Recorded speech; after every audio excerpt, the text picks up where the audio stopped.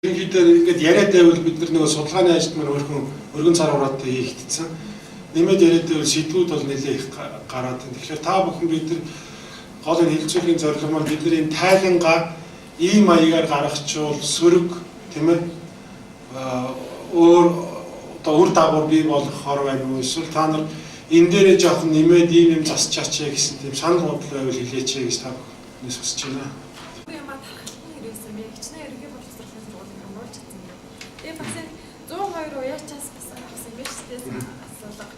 Асуулгын хэлбэрүүд нь бол асуулгаар, ярилцлагаар, янз бүрийн хэлбэрүүд гэсэн нөө бас ямар хэлбэрүүд ашигласан бэ? Яг энэ 102 уяачин яг тэр морь ундаг бас тэр хүүхдүүд нэг байсан өсөл бүр яг өөр байсан тавцсан байна. За бол шууд бөгжүүлэлт явсан байна.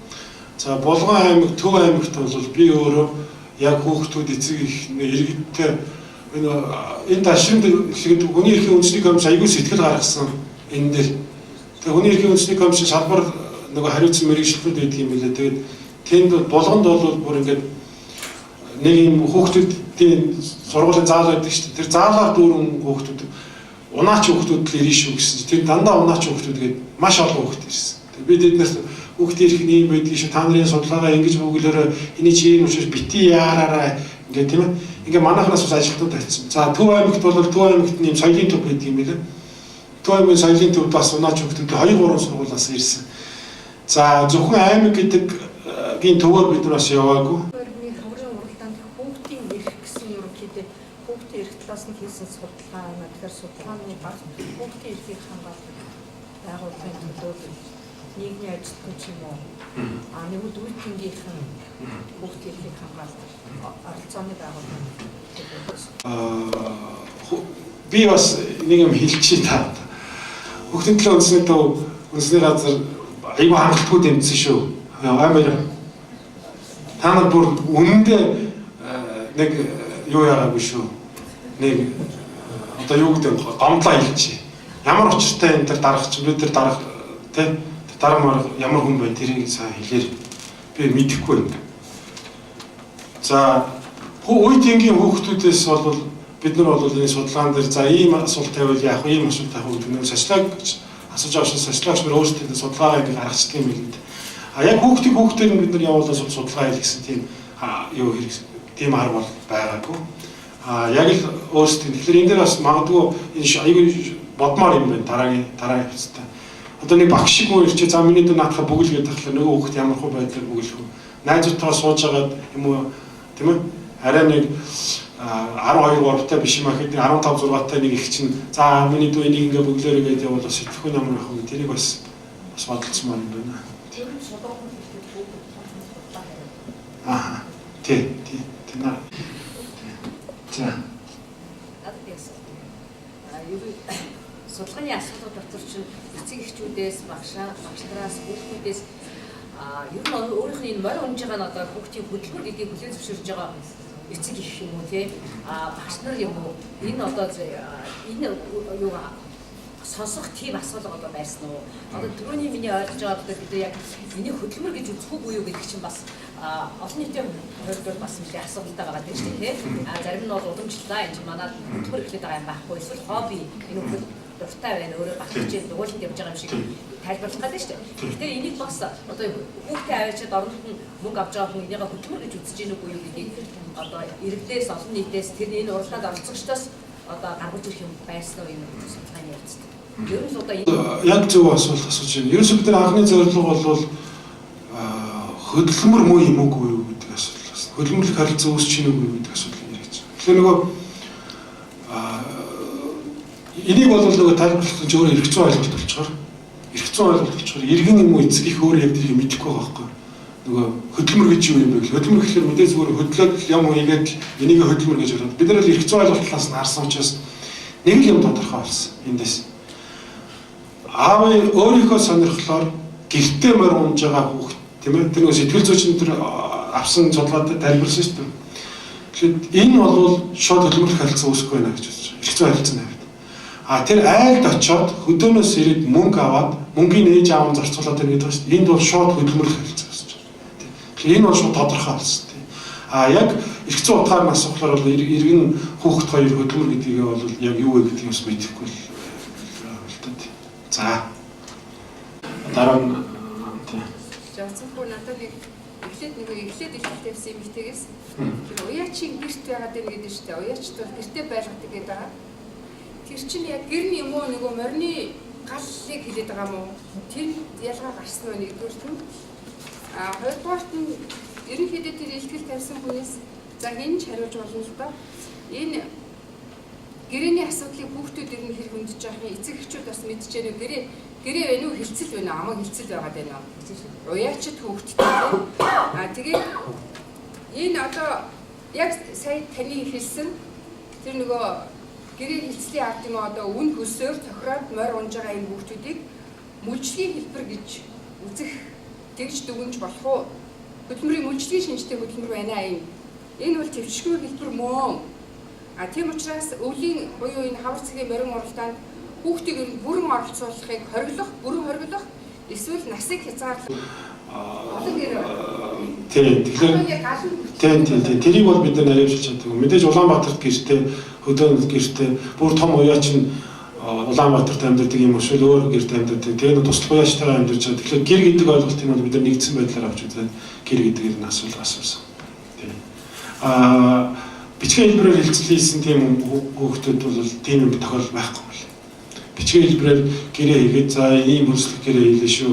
Энэ асуудлаар манай хүүхдийн гэх юм бол тгий шүү гэсэн тийм байхгүй учраас энэ дээр бол хүүхдийн төлөө одоо ажилтдаг байгууллагууд бол бүр энэ дээр анхаарамжтай юм байна. Тийм. Магадгүй үнээр шаардлага гарсан тохиолдолд бол энэ нөгөө иргэний хэрэгцээ чадамжийн асуудал хэрэгдэдэг л шүү дээ иргэний хууль дээр байгаа. Тэгэхээр тэр иргэний хуульд нийцүүлээд энэ тэдэс дэш насны хүүхэд өөрөө ийм химикс биелэх хилцлийг гэж байна. Гэтэ химикс биелэх хилцэн морь унах асуудал мөнөөгөө юу бас тийм үү. Гэх мэт энийг тодорхойлох бол шаардлагатай болчихж байгаа. За ихэнхдээ аман хилцлэр явдаг, утсаар ирдэг. Хөөе чи манай хүүхдийн мөнгөний нөгөө чи манайх гурил авах гэсэн чинь байхгүй болчихлоо гэдэг ийм хэлбэрээр. Ерөөсөө энэ бол бүр төгөөмөл байна. Хоёр дахь асуултыг дахиад хэлэхгүй. Тийм мэдээж тийм энэ хүүхдээ бага насны хүүхдээ айлдаа өчид хүүхдийнх нь мөнгөний бидний тодорхойлолт мөлжлөг гэдэг утгаар бас оролцсон. Энэ төвийн бүс хавцаа бол нэг 250 орчим баг шиг. Гэхдээ энэ бол нэг уралдааны мөчлөгөөс шалтгаалдаг баг шиг. Мөчлөгөөс бүр их сайн хүүхдийг 3 сая төгрөгөөр одоо энэ бол тодорхой хүүхдээ гэсэн нэг бол 3 сая төгрөгөөр авсан гэсэн тийм нөгөө 3 сая төгрөгөөр унсан ч гэсэн хүүхд бол таарсан биднэрт тий. Одоо нэг л уралдаанд унах гэдэг шүү дээ. За би улсын наадамд оролцох гэсэн юм. 3 сая төгрөг би оруулах гэдэг. Тэр хүүхдүүд бол ер нь морь унж байгаа хүүхдүүд бол сул дорой хүүхдүүд байхгүй. Дандаа сэргэлэн цоо ер нь нэг юм бэцсэн тийм хүүхд байхгүй. Ер нь тар шууд юм хариулаад ингэж явж байгаа тийм. Юу? Саа ундаг мэдсэн хүүхэд өөрөө бараг эцэг ихэхгүйгээр зарим хүүхэд бол шууд мөнгө өгнөштэй гэсэн юм хэлцэл хийгдэж явж байгаа тохиолдол байна. Гэтэ энэ бол бид нар түгээмлэр нийтлэгээр ярьж болох боломжгүй байхгүй. Яг тэр чинь хувь хүний өөр их юм. Ямар ч байсан хүүхдүүд бол аюул цаваа хүүхдүүд байна.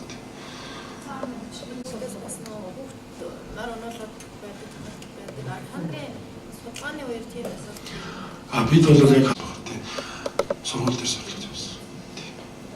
За нэрээ хэлэх юм биш үү?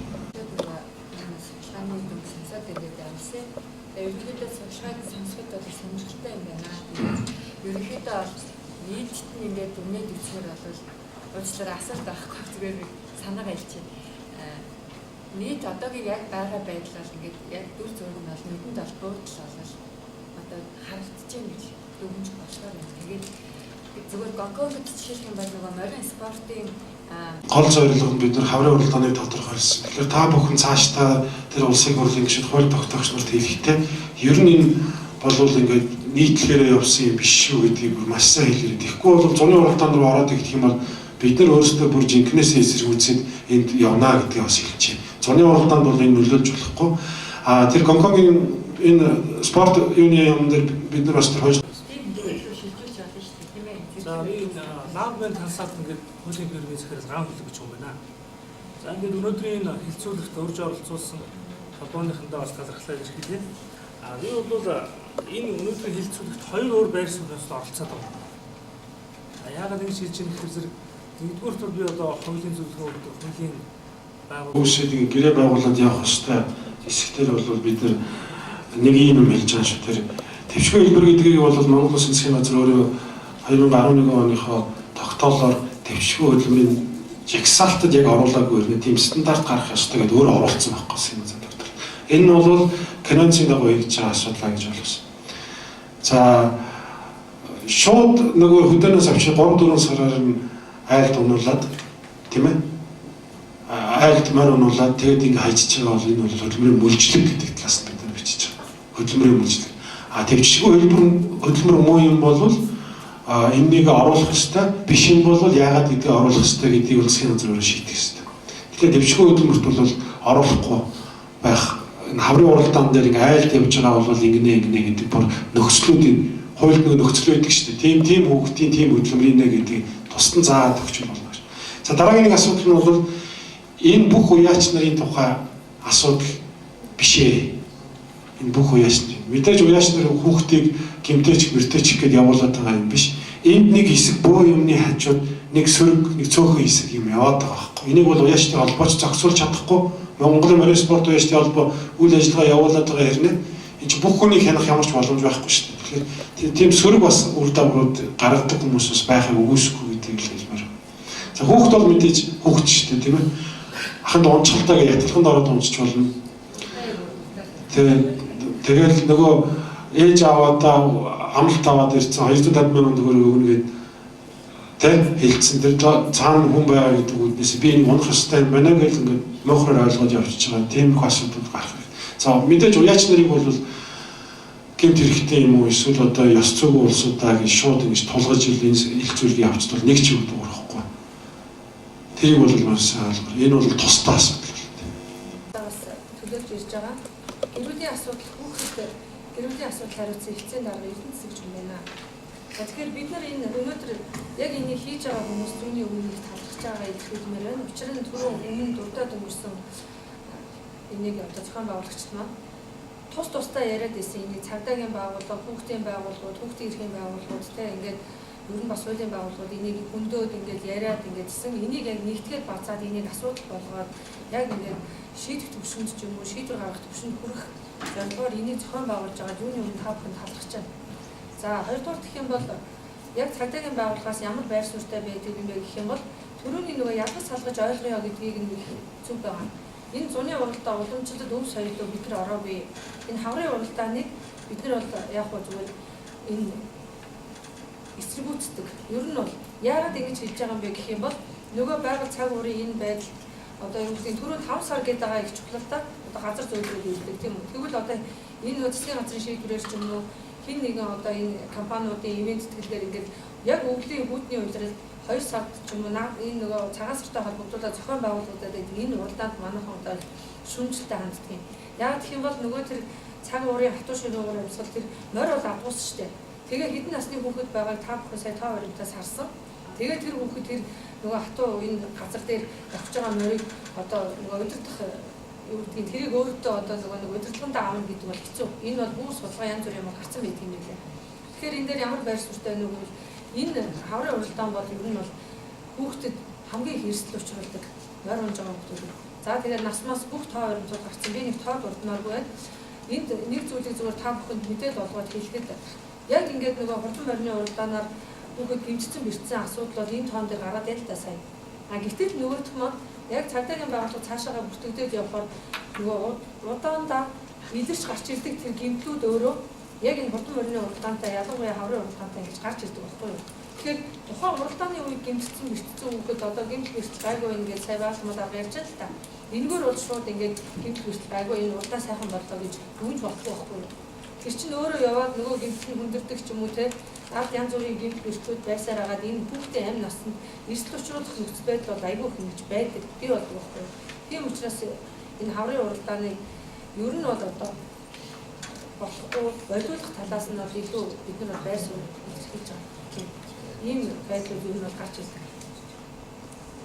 Тэгэхээр цогцол санал баримттай одоо яг асуулт гэхээсээ илүү одоо улсын их хурлаар хурлын намрын чуулган нарын эрүүгийн хууль зөрчлийн тухай хуулийг хэлэлцэхэд анх удаага хүүхдийн төвчшгүй хөтөлмөр хүүхдийн амнаас нь хор хохирол учруулж болохгүй тоглоом наадах энэ төргээд орцсон явж байгаа тийм. Жишээлбэл зөрчлийн тухай хуулийн 8.9-3-ыг дурдж болж байна. За эрүүгийн хуулийн 16-гийн 11-ийг дурдж болж байна. Энэ дээр бас тодорхой заалтууд орж өгсөн нь бол сайшаалтай боловч та бүхний хийж байгаа энэ судалгаа болохоор биднэрт одоо энэ хуулийн төсөл дээр ажиллаж байгаа хүмүүст маань бас нэлээд их суурь тулгуур болж өглөө гэж харж байна л да. Яг тэгвэл энэ дээр одоо жишээлбэл эрүүгийн хуулийн 16-гийн 11-т заахтаа яг төвчшгүй хөтөлмөр гэдэг нь яг юу вэ гэдэг дээр бас тодорхой тийм тодорхойлт бол орж ирээгүй гэдэг. Энэ дээр болохоор зүгээр яг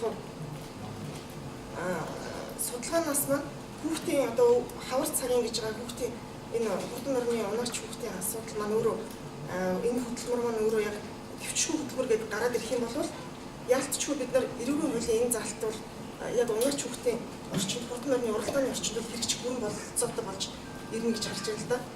За тэгэхээр энэ дээр нөгөө хавар цагийн гэдэг хэлэхээр бид нар ямар ч хэсэн гэсэн яг Монголын хурдан орны уралдааны журам билүү нэг журам явдаг шүү дээ. Тэр журмаар л хурдан орны уралдаанууд яваад байгаа. Тэр журам дээр зааснаар болохоор намрын дунд сарын шиний 17-ноос хаврын тэргуун сарын шиний 3 хүртэл уралдаан хийх хоригдно гэсэн байж.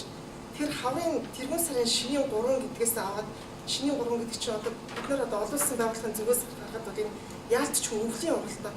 Тийм учраас бид нар хавар цагийн гэхээсээ илүү судалгааны хэрвээ хамгийн сүүлд зөвлөмж гарах юм бол зөвлөмж гарах болов уу гэж найдаж байна. Тэгэхээр энэ дээр болохоор яг бид нар илүү хаврын гэхээсээ илүү энэ бол шиний 3-наас хойш хугацааг бид нар сарын хугацааг те сар илүү хугацааг бид нар өвөл байдаг гэдгийг мэдчихэж байгаа. Тийм учраас өвлийн гэвэл илүү хүчтэй бас орж ирэх юм болов уу гэж бас харж байна. За тэгээд энэ нөгөө морин уралдааны журам өөрөө яг ямар хуулийнхаа заалтуудтай хэр нийцээд байгаа юм бэ гэдгийг бас эргэж бас энэ зөвлөмж дүгнэлтээр дамжуулж бас нэг хармаар юм шиг санагдаж байна. Энэ журмууд дээр жишээлбэл хүүхдтэй нийгмийн даатгал төлнө гэдэг журмууд нь орцсон явж байж байгаа ч гэдэг. Хурдан морины уралдааны явцад хүүхдэн жишээлбэл моринд хангардаг бол бусад хүүхдүүд миний моринд хангардаг гэдгийг заавал мэдгдсэн байх гэх мэтчлэн ийм утгагүй бөгөөд хүүхдүүдэд их үүрэг болгосон заалтууд маш их байгаа. Тийм учраас бид нар нэгэн нөгөө хурдан морины унаач хүүхдийн эрхийн асуудлыг ярьж байгаа юм чинь үүнтэй холбогдож байгаа одоо хэрэгжиж байгаа ямар журам заалтууд ямар алдаатай зүйлүүд байна вэ гэдгийг бас энэ дээр гаргаад ирвэл бас нэг сайн юм болов уу гэж харж байна.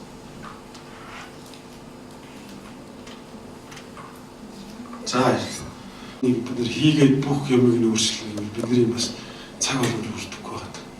Тэгэхээр биднэрт бас сэтгэл бол байгаа тийм.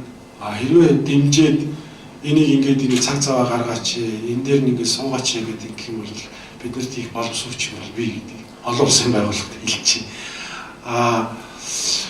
Тий. Бид нар шиг эхлээд энэ чинь ингээд сэтгэлээрээ хийгээд яваад байгаа байхгүй. Тэгээ энийг хийж байгаа улсууд бол бүгдээр морьтой холбоотой улсууд. Манай хуульч нар хийх юм энэ дээр хийсэн бүгдээрээ л өөрсдөө морь уяад үзсэн, өөрсдийнх нь хүүхдүүд морь унтсан, дүүн морь унтсан, өөрсдөө багасаа морь унтсан ийм л хүмүүс байгаа байхгүй хийх юм. Тэгэхээр тэрэн дээр бид нар тэр бас нэг шууд ингээд юу гэдгийг уяачдын холбооны дүрмэнд батгсан дүрм байдаг юм бол уяачдын холбооны дүрмийг ингээд наач болохгүй нэ ингэхгүй нэ гэдэг энэ дүрмэндээ бол шууд ингээд оруулаад өгөх яг шууд боломж байхгүй шүү гэдэг бас хэлээ.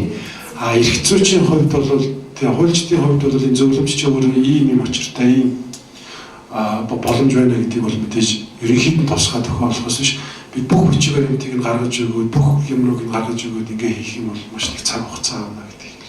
Энэ нөгөө судалгаан дээр гарч ирсэн 6 настай хүүхд ингээд уралдаж байгаа гэсэн тоо баримт гарсан байсан. Гэхдээ тэрэн дээр бид нар юу гэж үздэг вэ гэхээр улсын баяр наадмын хууль тухайн хууль дээр чинь 8 дугаар зүйл дээр заасан байж байгаа ш 7 наснаас дээш гэдэг.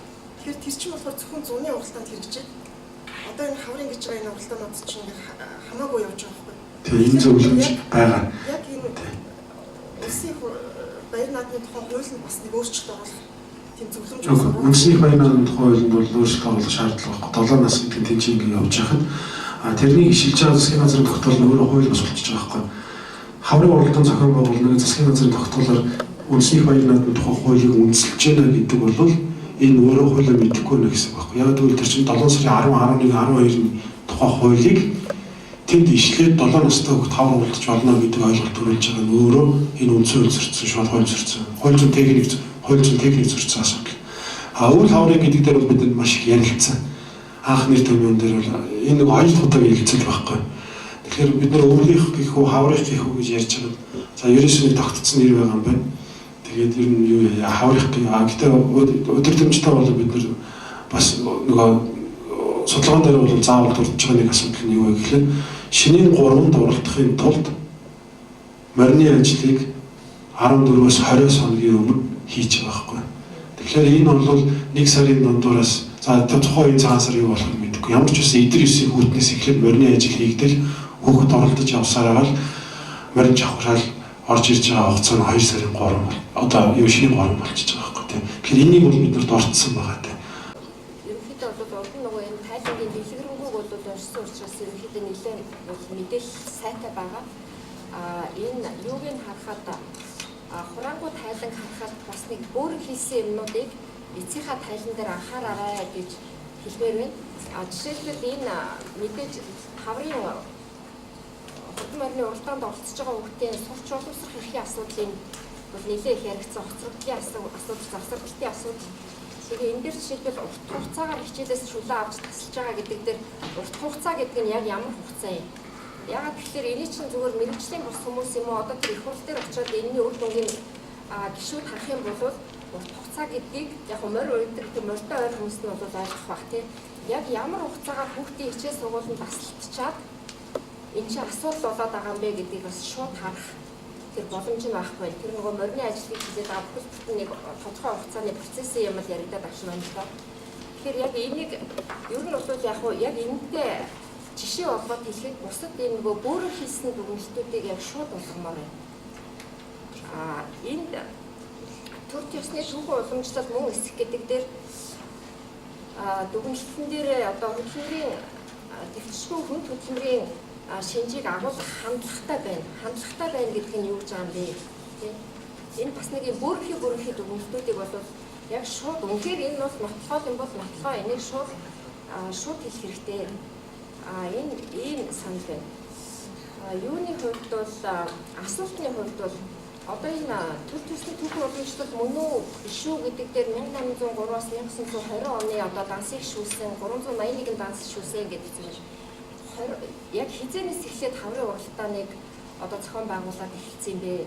Хаврын уралдаан зохион 1920 оноос тэр хаврын уралдаан зохион байгуулж эхлэх хүртэлх хугацааны одоо нотлохоо баримтын дансанд архивч юм байна уу? Тэрийг бас юу байгаа бол бас яг шууд ингэ байна. Энэ ерөөсөө төр төсний түүхэн уламжлал биш юм байна. Тэгэхээр хэдэн оноос хойш энийг одоо коммершал болгож ингэж хийж байгаа гэдгийг бас шулуухай хэлмээр байна.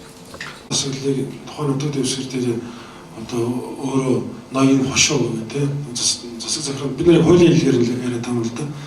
Нөгөө засаг захиргааны нэг нутаг дэвсгэрийн удирдлага гэдэг шиг тэр тухайн үед ямар хошуу байсан, ямар ноёны тэрнийг хошууны ноён байсан гэдэг энэ асуудлууд дээр бол бид нар албан ёсоор төрийнхэн байж үгүй гэдгийг харж байгаа юм.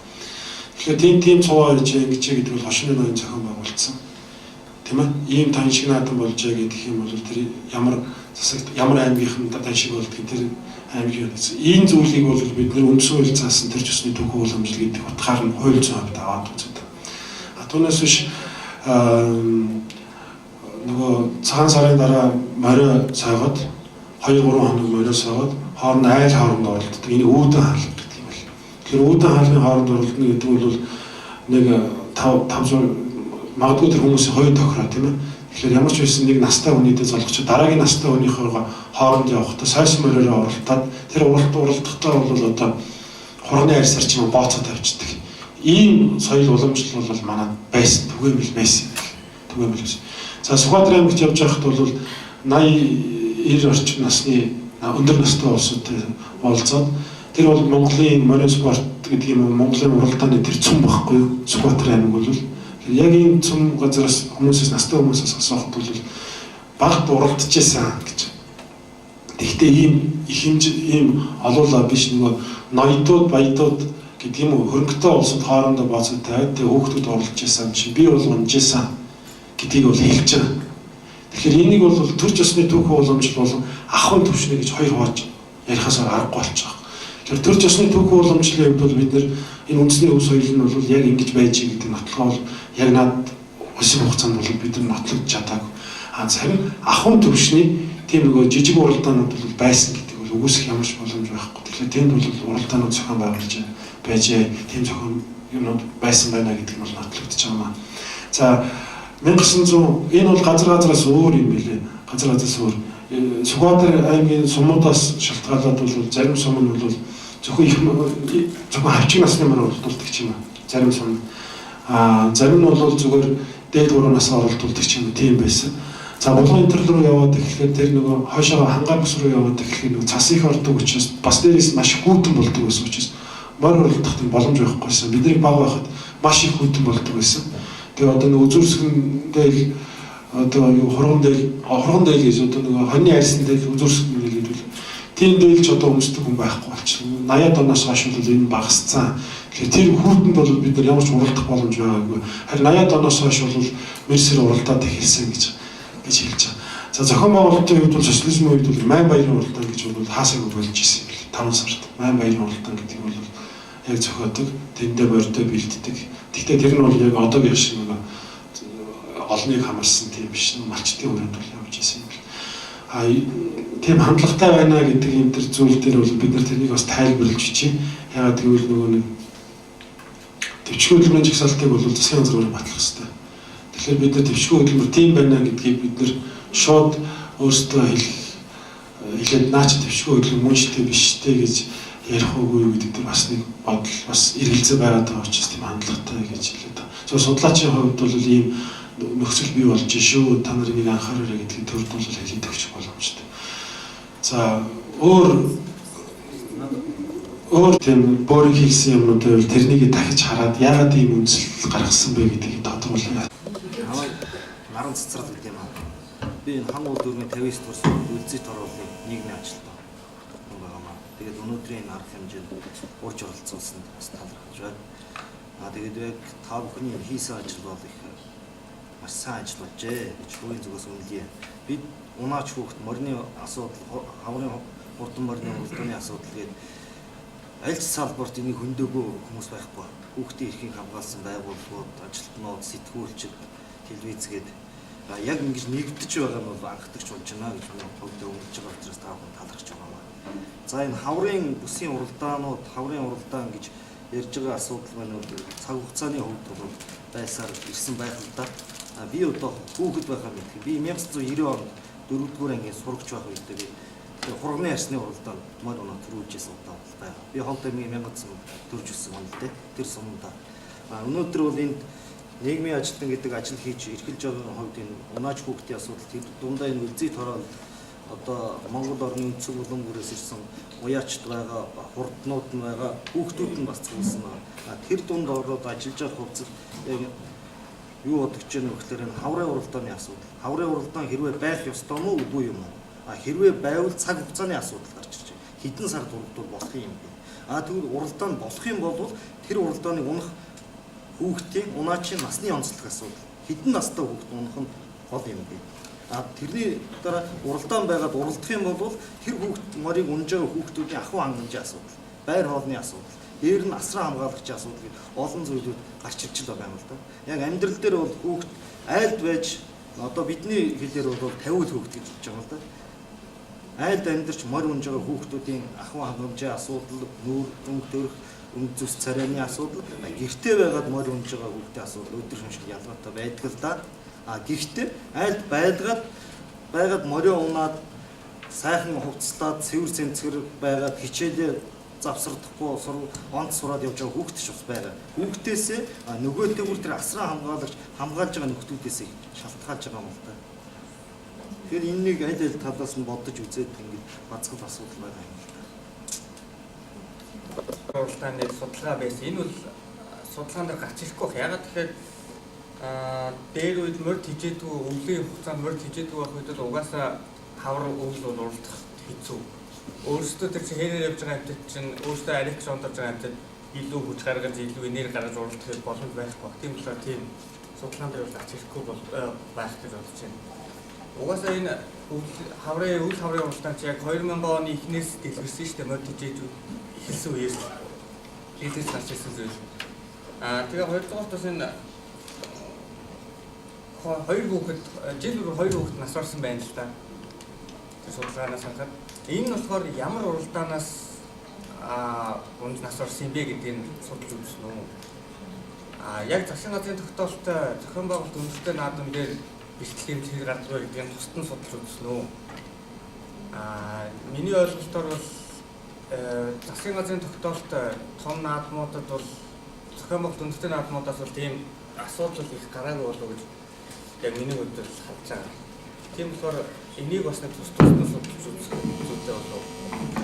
Тэгээд бас хаврын уралдааны хэрвээ хориглолоо гэж бодоход хуулиараа хориглолоо гэж бодоход хэсэг бүлэг нөхдүүд өөрсдөө тохироод та түрүү ярьсан шүү дээ. Хоорондоо уралддаг байсан. Тэгээд тийм уралдаан байвал тэрийг одоо яах вэ? Тэр одоо уралдаан байж болохгүй. Мөн бас энэ морин спорт уяжтай холбоо гэдэг төрийн бас байгууллага байгаа. Эдгээр өөрсдөө болохоор бид бүх уяж манай гишүүн бүгдээр манайд даах хэрэгтэй. Энэ хуулийн талаасаа яг статус нь ямар байдаг вэ? Яг үнэхээр бүх уяжтын морин спорт уяжтай холбооны дүрм төрөйг даах хэрэгтэй юу? Үгүй юу? За шүтний өөрсдөө яаж гişүүд шүү дээ тийм ээ. Энэ бол нийт эрх зүй этгээд байгуулах шалтгаан болж байгаа байхгүй уяжтай холбоо. Нийт эрх зүй этгээд гэдэг утгаар нь байгуулчих юм бол энд тодорхой чиг үүргийг хэрэгжүүлээд тодорхой хяналтыг тавиад явуулчих. Тэгэхээр төрийн бус байгууллага гэдэг утгаар нь одоо би энэ хуульчтай холбоон дээр тайлбарлая. Хуульчтай холбоон дээр бол өөрсдөө хуульчнаас гэрчилгээ олгоцсон лицензтэй. Тэгээ энэ лиценз нь яаж явж гэнэ үү гэдгийг ингээд шалгаа явуулдаг. Өөрөөр хэлбэл тэгээ өмнөөс нь одоо хуульч өмгөөлөгч нарт одоо гэрчилгээ олгоод байна шүү дээ төрийн өмнөөс. Тэгэхээр за чи ийм хүн шүү гэж. Тэгэхээр яг ийм байдлаар явах юм бол нийт эрх зүйтэй болж. Төрийн бус байгууллагаараа явах юм бол зөвхөн гишүүдтэй гишүүдтэй л үйлчлдэг. Гишүүд нь саналаа ураагаад гишүүдтэй ийм юмнууд хийсэн. Нийтийн сайн сайхны төлөө гэсэн үгээтэй байж болох боловч түүнээс гаргасан дүрм журм нь бол өөрөө аль бие усны заавал бэлтгэдэг шинж чанартай тийм биш болчихж байгаа.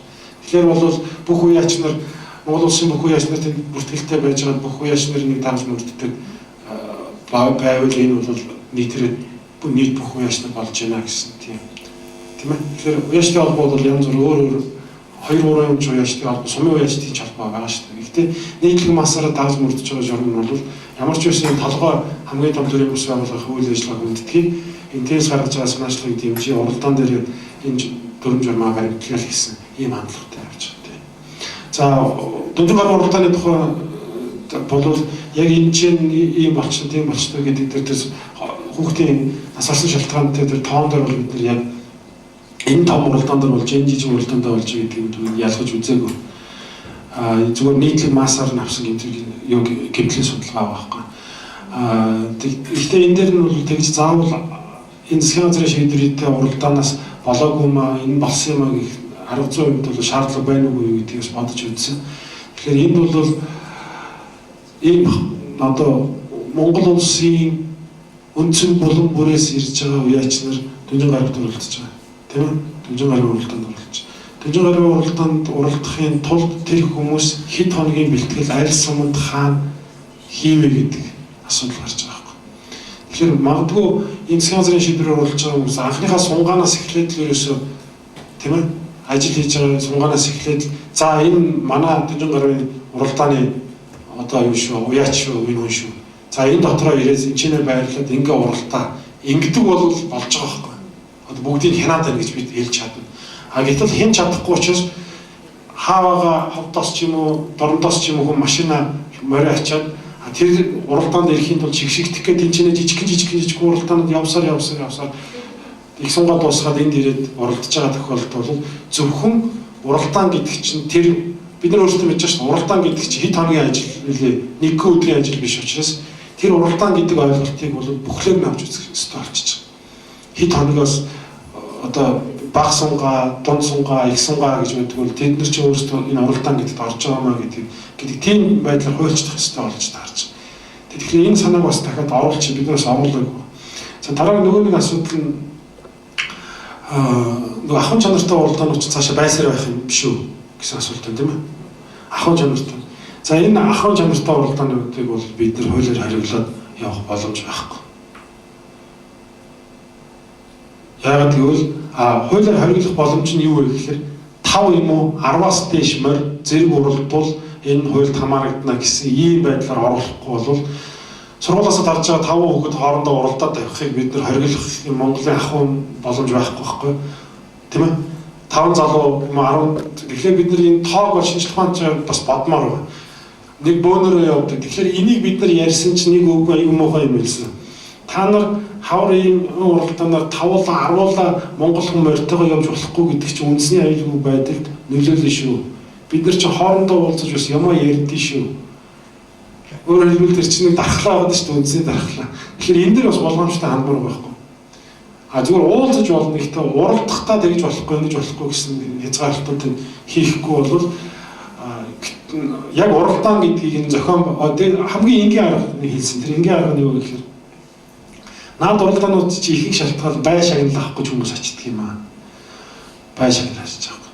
Тэгэхээр медалыг нөлөөлж, гэрчлэгийг нөлөөлж, хамаа гэж яриад байгаа мөнгөийг нөлөөлж байгаа. Тэрийг хуулиар хариулж байгаа.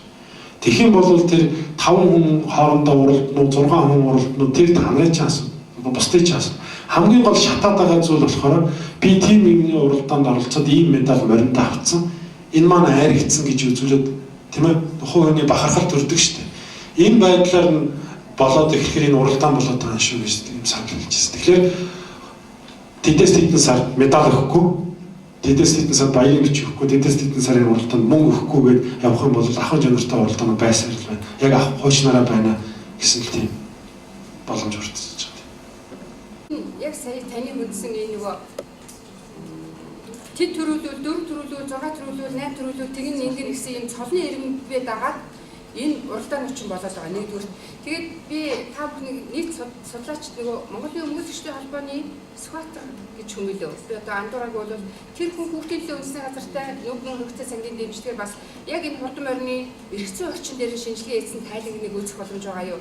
Яг нөгөө талаар бас энэ үлзий торооллын яг нийгмийн ажилтны яриад байгаа энэ хаврын уралдааны оролцогч хүүхдүүдийн байдлыг хүүхдийн төлөө үндэсний газраас хүүхэд нэг бүртээ ярилцаад гаргасан судалгааны тайлаг бас нэг ашиглах боломж байгаа юу. Тэгээд энэ судалгаа бол өөрөө аюул чухал хэрэгцээтэй хэрнээ хамгийн гол нь тэр нөгөө таны зохицуулж болохгүй тэр ахуйн хүрээний юм дээр ч очиод тэгэлчээд байгаа. Тэгэхээр зөвлөмжтэй эцэг их хүүхэд асарч хамгаалагч тийм ээ. Одоо танаас түрүү асуугаад байсан халамжийн төвийн байрны ийм тийм хүүхдүүдийг энэ уралдаанд оролцуулаад эрсдүүлчих вэ? Энэ асуудлыг хаахын тулд зөвлөмжтэй бас энийг тусгаж өгөөч гэж хэлж байгаа. Нөгөө нэг юм тийм орон нутгийн хаврын уралдааны жишээлбэл сүүлийн 2 жил насварсан 6 хүүхдээ яг байршил нөгөө орон нутгийн харьяаланд байж байгаа шүү дээ. Хүүхдийн төлөө үндэсний газар дугна байгаа юм. Тэрийг харчих юм бол төвийн уралдаанууд бол илүү их зохион байгуулалт сайтай яваад байдаг. Орон нутгийн уралдаан дээр хүн хүчин дутдаг. Тэр нөгөө зохион байгуулалтаа хангаж чаддгүй юм бас харагдах гэдэг юм лээ. Тэрийг зөвхөн ашиглажвал дараагийнханд айгүй хэрэгтэй гэж хэлэх гэсэн. Тэдний ёс суртахууны тал дээр бас судалгаа хийж үзсэн үү? Одоо том залуучуудаа тэд нар шиг одоо мэдээж боссууд нь бол Улаанбаатар хотод амьдарч байгаа тийм ээ. Тэгээд тэр морийг маллаж байгаа тэр нөгөө том залуучуудаа бас амьдарч байгаа хүүхдүүдийн зан характер бас өөрчлөгддөг. Тэр тал дээр бас бид нар судалгаа хийж байгаа. Жишээ ингээд уулзлаа гэхэд бол бөөрийн дээр гэл тийм үү дотоод тэр юм цитат тэрнийг хилээтлээ тэгэхээр үгүй нэг хүмүүлгээ наадах чинь 20-с 30 жил судалж иж гаргаж ирдэг юм аа. Тэр хүүхэд тийм ээ 5 настайгаас эхэлж унаа 40 нас хүртлээр юу болж байна вэ? Эндээс чи бид нар өргөдлийн шалтгаан байна. Бөөр нь ингүүл ингэж юм гэдгийг гаргана. Гэхдээ механик шууд ойлгомжтой эрсдэл байгаа. Тэрийг бид нар хэлж өгье гэж байгаа юм. Тэгээд сэтгэл зүйчтэй уулзгаа сэтгэл зүйч нар болохоор за ингээд 5 ийм төвшин гаргаад энэ 5 төвшин дээр ийм хүүхдүүд байна гэж гаргав. За гэртээ унж байгаа, ахыхантай унж байгаа, айлд унж байгаа тийм ээ. Ингээ бүр холоос ирсэн хүүхд энэ ингээ ярихаар ингэж байгаа чинь бас нэг юм хэлээд байгаа байхгүй. Ой наад судалгаа чинь бол ерөнхийдөө тандалтын маягаар гарна шүү. Түүнээс биш бид нар энд байгаа юу гэдгийг 3000 юм 5000 хүүхдээс бол аваагүй шүү. Тийм ээ. Яг ингээд явхлаар бол тэр юун дээр бол сэтгэл зүйн судалгаан дээр бол гарч ил энэ хүүхэд тэр чинь эхлээд нэг юу авдаг юм бэ? Нэг чеклист гэдэг шиг нэг юм авдаг юм бэл. Айдсын сорилго гэнэ үү? Тэгээ айцсан зорилго нь ямар байна уу? Энэ ямар байна ингээ ярихаар бол гэртээ байгаа хүмүүс бол хамаагүй тайван байгаад байгаа байхгүй. Тайван байгаад. Тэгээ ерөнхийдөө нөгөө нөлөөлөл авах нь баг ягаад гэвэл би гэртээ байгаа учраас нөгөө бүх юм тайван. Нөгөө хүн болохоор ингээд уяачаас ингээ айдаг. Нөгөө холоос ирсэн хөх тийм. Энэ намайг юу гэж хэлж байгаа вэ? Тэгээ дотроо ингээд нөгөө хэлэх гэсэн юм хэлж чадахгүй ингээ хадгалдаг гэднэрээс. Тэгээ ийм байна. За тэгээд нөгөө ийм ёс зүйн асуудал яригдлаа шүү дээ. Сая тэр нөгөө том хүмүүстэй байдаг. Энэ дээр бол бид нөгөө судалгаа хийж чадаагүй. Гэтэ энэ зөвлөмжтэй бол энийг хийх ёстой юм байна гэдгийг бол зөвлөмжтэй тусгаж байна. Монгол ерөнхийдөө ийм бүс байдаг юм а, цаг уурын ийм бүс байдаг юм а гэдэг нэг том атласууд гаргаж ирээд үзүүлж их. Тэгэхээр бол 5 сарын 1 гээд та нар уралдааны зохион байгуулалтын тухай ярих юм бол наадах чинь бол нөгөө улсын хурлын гишүүдийн зөвлөхөд яваад өгсөн үү? Яг тэрийг нь хэлэх сонсох хэрэгтэй хүмүүс аахгүй юм. 3 сарын 1-нд хангаан бүсэд булган юм уу энэ хаашаага Сэлэнгэ аймагт бол уралдаан болоход бол энэ хүйтэн байна. Урд тэр өмнө дорногорд бол засгүй одоо уралдахад баг нэмэх градус руугаа орноо заримжлах гэж байгаа байхгүй. Тэгэхээр энэ цаг уурын бүсчлэлийг бол тогтоож агаад тэр аймгийн засаг дарга нарт юм уу иргэдийн уралдааны сум засаг дарга нарт боломж олох хэрэгтэй юм шиг байлаа. Тэрийг нь тий.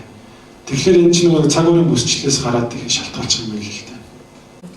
Зөвсөж тарих нь. Тэгэхээр ямар ч гэсэн судалгааны багт бол маш их баярлалаа. Болсон хэлээ. Тэгэхээр зөв сая жацсан хөгжлийн миний сандыг бас хийчлээ. Тэгэхээр ийм боломж байна уу судалгааны багтын дөрвөн зөвлөмжүүд нэлээд тодорхой гарч байгаа тийм үү? Тэгээд ямар нэгэн судалгааны дөрвөн зөвлөмжүүд их чухал. Цаашдаа энэ судалгаа маань хэвлэлээр гарчдаг учраас эргэж гаргахад хэрэгцээтэй байдаг. Тэгэхээр зөвлөмж дээр яг жацсан хөгжлөөсний яг эцэг их гэж хэлж байна. Миний зүгээр санд бол зөвлөмж дээр илүү оролцогч талууд зориулсан тодорхой зөвлөмжүүд гаргах юм болцоо байна уу? Яг л энэ дээр бол яг ерөнхий за хууль эрх зүйн орчин гэдэг ингээд 1 2 3-аар одоо бид нар төгссөн энэ хураангууд дээр ийм байдлаар орсон байна. Тэгэхээр яг орцсон талуудад зориулсан за тэр хүүхдийн байгаль жишээ нь эцэг их одоо яг хурдан орон наажтай уяачтай зориулсан гэх тийм байдлаар гарах боломж хийх юм байна. Яг тэгвэл яг энэ судалгааны сэдэв маань өөрөө хаврын уралдаан гэдэг тодорхой тийм ээ. Хаврын уралдаанд хүүхдийн эрх гэдэг. Тэр хүүхдийн эрх талаас энэ хүмүүс маань цаашдаа юу хийж явах вэ гэдэг талаас тэр боломж байна уу гэж байгаа. Юу яхахлаар нөгөө нэг ачаал ихс гэдэг байгаа байхгүй. Энэ чинь нөгөө бид нар бүгдийг бид нөгөө эрх зүйч нар хийсэн юм. Энэ судалгааг эрх зүйч нараас бид нар эрх зүйн талаас ийм асуудал байна, ийм байна гэдэг ичгээр одоо сургууль хүмүүжүүлэгч нар боловсролын салбарт ажиллаж байгаа хүмүүс, хүүхдийн газар ажиллаж байгаа хүмүүс өөрсдөө энийг боловсруулах хэрэгтэй. Та нар одоо ямар мэргэжилтэй хүмүүс вэ?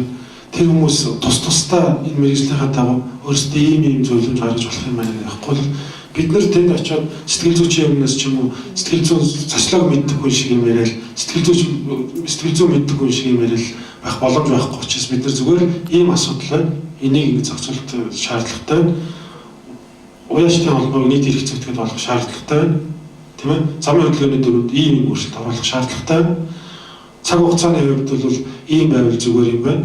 Төр төсвийн төвхөн уламжлалт талаас нь бол үндсэн хууль заас төр төсвийн төвхөн уламжлал гэдэг талаас нь бол бид нар ийм оруулаа. Ахуйг нь бол бид нар ингэж оруулах зүйтэй юм байна. Ингээл энэ тодорхой юмтай хэлэл дуусахгүй бол бүх юм дээр бол бид нар амжихгүй мэдлэг өрөхгүй. Дэмжиж ажилласан хүмүүст баярлалаа. Цаашдаа зарим газрууд дэмжиж ажиллах баг. Тий. За